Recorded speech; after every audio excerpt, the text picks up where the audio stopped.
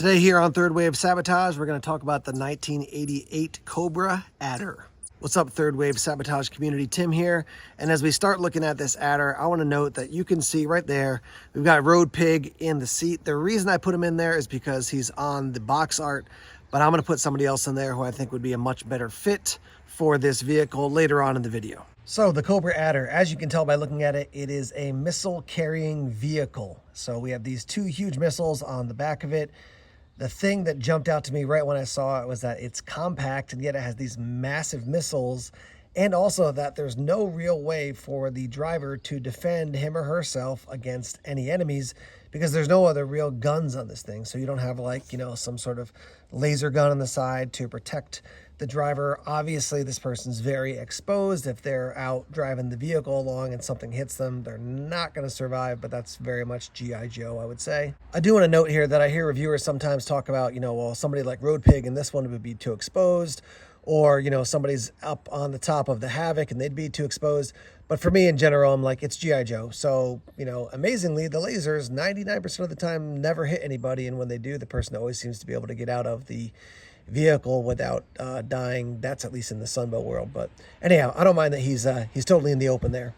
Now, conceptually, this vehicle has some similarities to a modern vehicle that will carry massive, massive missiles. Sometimes you see, like over in China or in Russia, you'll see these parades and they'll have these huge trucks carrying huge missiles. So this is sort of the way honed down version of that type of vehicle. What we're looking at here are the missiles. They are White Heat 2 SSM, so surface-to-surface missiles. One thing I do like about these missiles is that you have multiple pieces to it. Now, that's a disadvantage because you could lose the pieces, but it's not just with one big chunk of plastic. I like that. So you've got the cone, you've got the missile body, and then you've got the tail. I just think that's cool. It adds a little extra flavor to this product. By this time, you're like 80, 88, 89, into the early 90s. A lot of the vehicles are just big chunks of plastic that have been clicked together. So I like something that's got a little bit more nuance like this. One of the features a lot of people appreciated about the Adder was that you basically have this hydraulic system. So as you lift this up, this arm slides back, and you can point these all the way till they're directly pointing up, and then you'll see this little arm, it clicks into a little divot there. And even when it's locked in, you can't really push it out. You have to sort of lift this up and then slide it forward. But based on the tension here, you can have it, you know, this is totally flat. You can have it up a little bit. You can have it up a little bit more. You can have it up like this.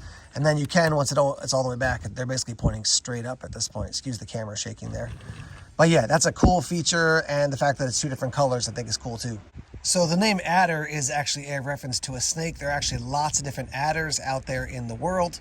My brother lives overseas in Europe, and that's one thing they need to be aware of when they're biking. So if they stop on the side of the road, you got to be careful that you don't agitate them. In general, they're not super aggressive, but if you step on one and it bites you, it can be a bad situation.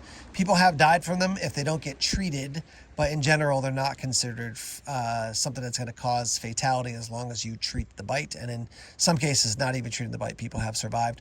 Obviously, a name like the Death Adder, which is a type of adder, tells you something about how serious and how dangerous it can be to mess with one of those snakes. But obviously, a snake name connected to the bad guys in G.I. Joe Cobra. Starting at the front end here, you can see, obviously, your driver has one seat. There's no other seats or any other places for another figure to ride along on this thing, and the driver is completely exposed. The driver does have two different control sticks or joysticks there. That's something to be aware of. If you're purchasing this, make sure those are not snapped off. I find that they, in general, you're not having them snap off as much as they do on like Zanzibar's air skiff, but be aware they can snap off. You do have a little control window here, like a little computer screen, and then another screen down here, and this one has a sticker on it. I'll show you that in a second. Zooming in a little bit here, you can see the red chair, and it is nicely textured. It's actually got some texture instead of just being a random, you know, piece of plastic shaped like a chair that they crammed in there. And then spinning this around, you can see there's the screen that the driver will be looking at. A little bit more detail looking here at the top. So not a ton of detail in the back here where we have the actual missiles, but it works. It's got a little bit sort of a metal textured feature down there underneath where the missiles would be, but no one's going to be standing in here, I don't think. Take a look at the wheels real quick. They're gray. There's two in the back, one in the front. I do like the way that the wheels look. I think you could have done treads on this, but I actually think the wheels look cooler. And yeah, I just think it's kind of it's a nice contrast with these different, you've got silver, you've got red, you got black, you got blue, and you've got the gray on the wheels. Couple stickers here, Cobra emblem, some Cobra numbers here, hydraulic, and then a sticker there. Again, we already talked about the one inside. Over here on this side, spinning it around, some more stickers over here. So you can probably tell on camera that the missiles kind of are aiming out a little bit to the side and a little bit to this side, so they're not going to shoot straight overhead. Just a little bit noteworthy there. And then they attach relatively simply, pop them off. As you can see, they're pretty secure. See if I can get this one off on camera. There it goes. Got that dumbbell type cutout, and that goes in here to lock it into place. I'll take this one off and show you the missile up close. There's a look at your missile. My stickers have fallen off of my missiles, but there usually is like a Cobra sticker up here at least. But you can see you've got a lot of fins here too. So 8 fins, you've got this end piece, and then you've got the cone piece. Make sure you've got all the fins on your adder if you pick it up and you want it to be complete. And this looks like you would slide it up even further, but I've tried pushing it and it'll go up a little bit, but if you push it too far, this thing comes sticking out the end. So I guess if we push it up all the way like that, it looks okay, but now see where that thing is?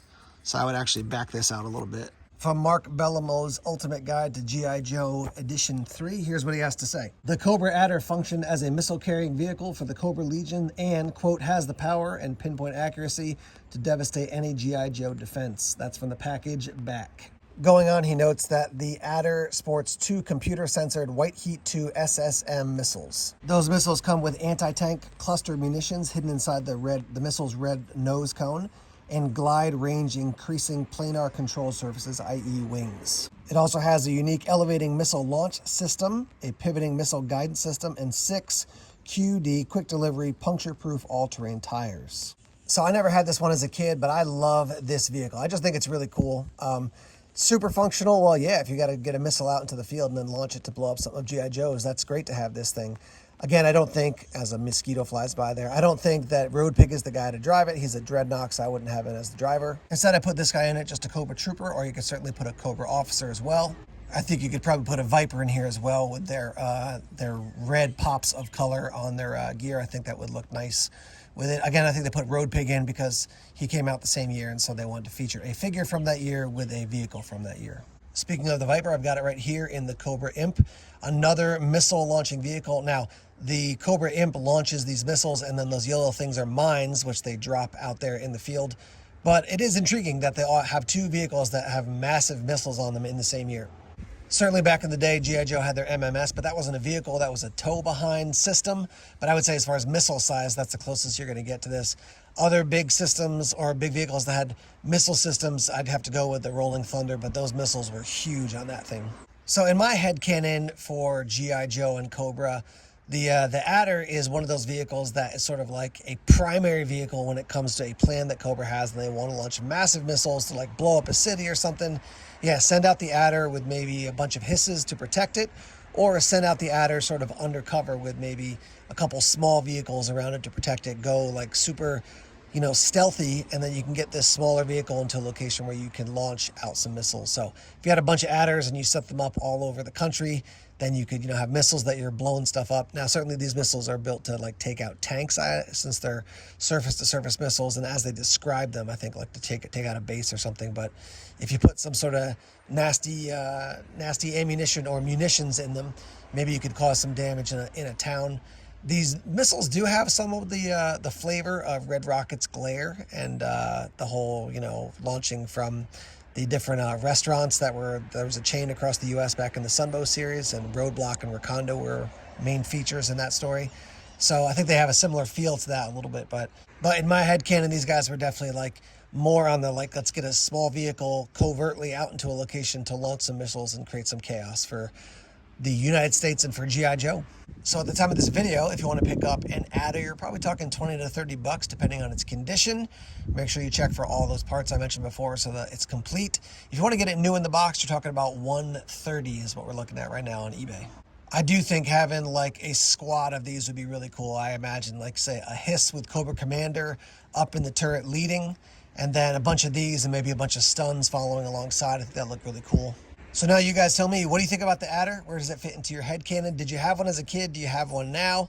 Let's get that discussion started. We got some more videos popping up right now, so you can check these out. Thanks for supporting this channel, Third Wave Sabotage. Please consider subscribing and sharing this info with other G.I. Joe fans as I work on building my channel to help reach out to the G.I. Joe community for fun, storytelling, and yeah, just living the G.I. Joe dream.